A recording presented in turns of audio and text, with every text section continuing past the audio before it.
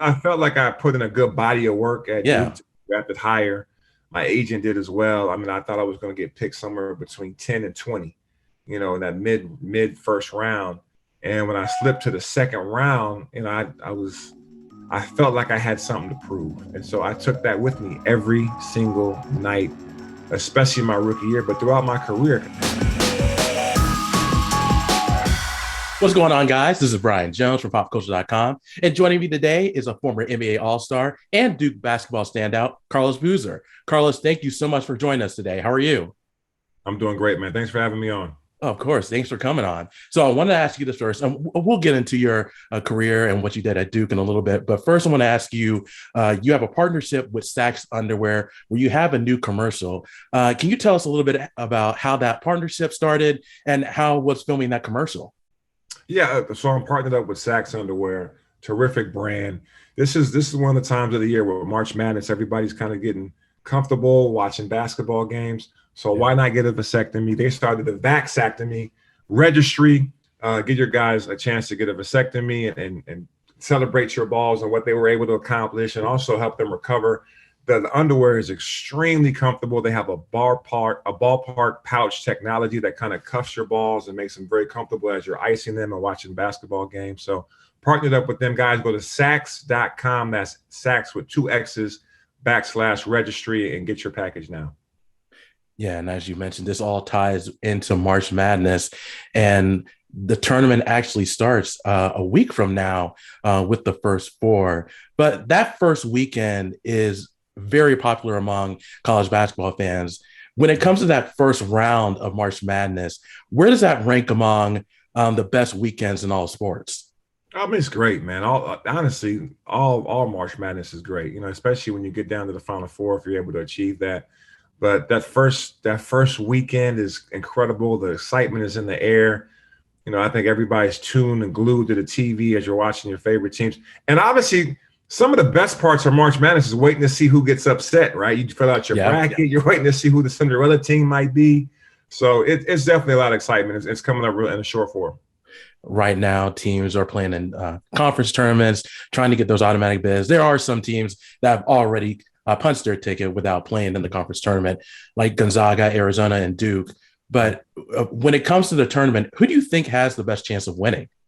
I mean, there's probably 8 teams, right? I would say Yeah. that all have a legit chance to cut the nets down. I mean, you talk about your Gonzagas, your Dukes, Arizona, Auburn, Kentucky. There's a lot of good, and I'm gonna be. There's some sleeper teams out there too. I know I'm talking about the top of the crop, but Yeah. Arkansas made a hell of a run towards the end of their regular season. They upset some good teams. They beat Auburn. They beat Tennessee. They're very good. I think it's one of those moments in the course of college basketball where you just got to be hot for 6 games. Whatever team is the hottest team playing its best basketball for 6 games is gonna cut the nets down. So that's what makes it so exciting. Now we all talk about the top 10, the top 8, the top 5 teams in the country, but there's gonna be someone who upsets Yeah. somebody and creeps in there, and I can't wait to see who it is. Yeah, that Arkansas is very interesting because I actually watched them play Auburn in that upset game, and that was What a a great wild game. game, right? That was a really great game. Yeah, that was very entertaining. So definitely watch out for them. But you actually won a national championship at Duke in 2001, and Duke's obviously going to get in. They won the ACC regular season championship, and this is Coach K's final season. So when it comes to what Coach K has done, and he has accomplished a lot in his career, where does he rank among the greatest coaches in all sports? I think he's right at the top. I Yeah. think look at what he's able to accomplish in 42 years. Not only won 5 NCAA championships, but countless ACC championships. He also revitalized USA basketball, won 3 gold medals Yeah. with the USA team. The great thing about Coach K, and I tell this to people all the time, is he has a remarkable ability to be able to combine people's talents, kind of strip them of their individual egos, and have a collective ego as a team. Very hard to do.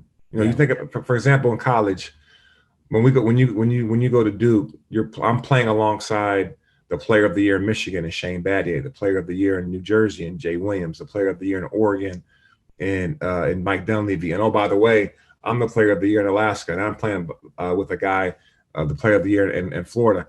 So we all have our own individual ego because we were studs in high school, right? Yeah. And now we're on a team in college with the competition is greater. We have to level up. And so he has an ability to make us all believe that we need the guy next to us. And we did that. Our first year, our freshman year, we went to the Sweet 16, we lost. And that agony helped us win the championship in 2001. You think about the NBA, we're making tons of money. We're the best players in the world. We make the all-star teams every year. My Olympic team in 2008, I got LeBron James and Kobe Bryant and Dwayne Wade and Carmelo Anthony and Dwight Howard and myself and Chris Bosh, and the list goes on. Mm-hmm. And Coach K was able to make all of our individual egos into a collective ego where we're all fighting for a gold medal. He's remarkable at that. And so for me, I take my hat off to him. He's had one hell of a career. He deserves to be able to turn the page into the next chapter of his life. He's touched so many people's lives and helped so many people on and off the basketball court. So rooting for Coach and that team to have a great end of the season with the ACC tournament and the NCAA tournament so we can send them off the right way. Are you surprised that Coach K is retiring right now? I know he's been there since 1980. He's getting up there in age and really has nothing to prove. But because of Duke being able to have Duke playing at a high level, are you surprised that he's calling it a career right now? I mean, I was surprised when it got announced about a year ago. I was taken back. I just didn't expect it.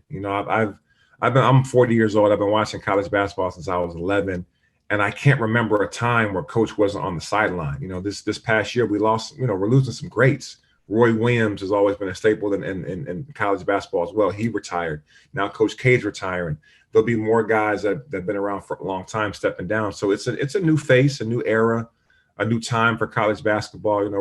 We're going to lose one of the best basketball minds and best leaders ever to walk the earth. But at the same time, he'll be around. His legacy will live on forever, not just at Duke basketball, but basketball in general. He was one of the advocates for the NIL, for players to get paid for their likeness. So he was a big advocate at pushing that forward because a lot of players get taken advantage of, and he wasn't for that. So definitely proud of what he's able to accomplish, and he'll be around. Coach is not going to just fade off into the sunset and we'll never see him again. But yeah, he deserves to be able to go spend time with his family and enjoy that chapter. No doubt about it. And you mentioned the 2001 team, the talent that you were playing with, Shane Battier, Jay Williams, Mike Dunleavy. Before going into that season, you talked about some of the disappointments that team had in previous years before 2001. But before that season, how confident were you guys that you were going to win the national championship? Well, my freshman year, we lost in the Sweet 16 to Florida, who ended up losing to Michigan State. That was 2000. And that agony of that defeat, it propelled us that summer. We trained hard. Anytime we thought we were tired, we pushed it a little bit more every day. Then during that season, we remembered what it felt like to lose, because even my freshman year, we thought we had a chance to win the whole thing, and we fell short.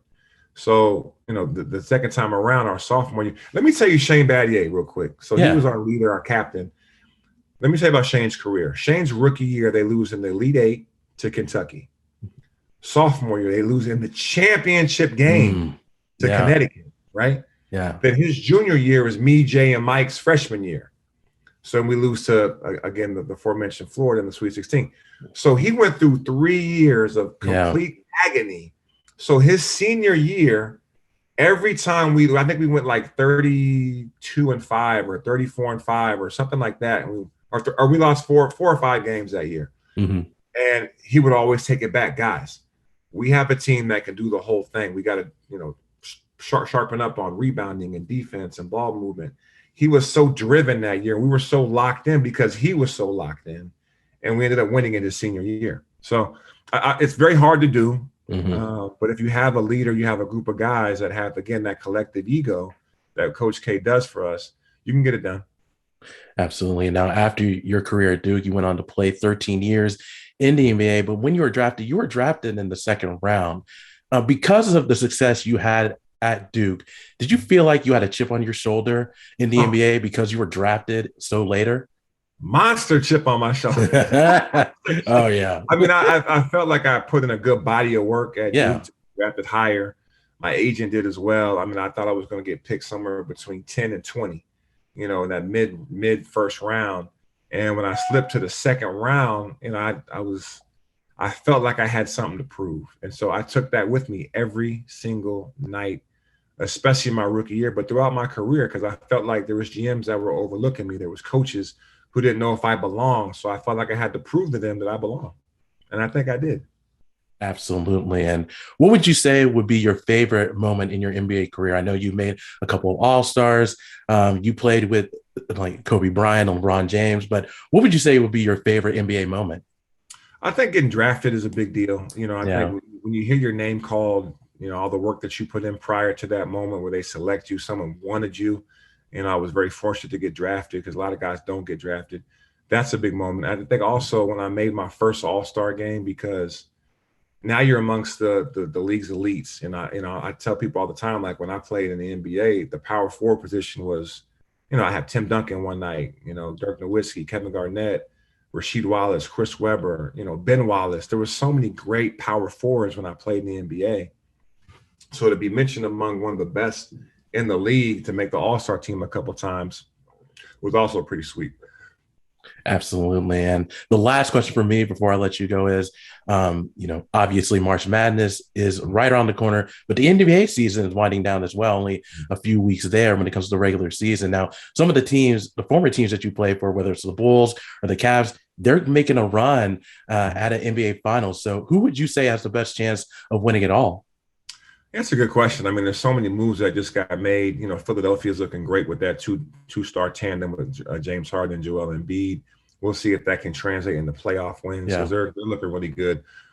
Brooklyn is getting healthier. They got KD back. Kyrie's playing on the road games. Maybe he gets to play in New York, maybe not. We'll see what the mayor does with that. Right. And at some point, Ben Simmons got to get off that sideline and put that jersey on. Yeah.